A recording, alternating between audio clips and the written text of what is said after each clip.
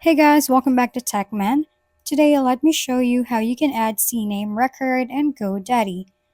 If you're looking on how to add CNAME Record in your GoDaddy, stay and watch the whole video. You must have a domain ready on your GoDaddy account to proceed with the steps that I will be showing you. In this case, we don't have yet a domain. On your homepage, go to My Products, which can be found on the upper left of your screen. Click on your domain and you will be redirected to this page. Hover your mouse on the left side of the screen and click DNS New. You want to add new record, and on the type, category, choose CNAME, and then add the name you want to add. Once you're done, just hit the save button, and there you have it. You've successfully added a CNAME record and GoDaddy. If we've been helpful, kindly give us a thumbs up. And don't forget to hit the subscribe and bell button for more contents.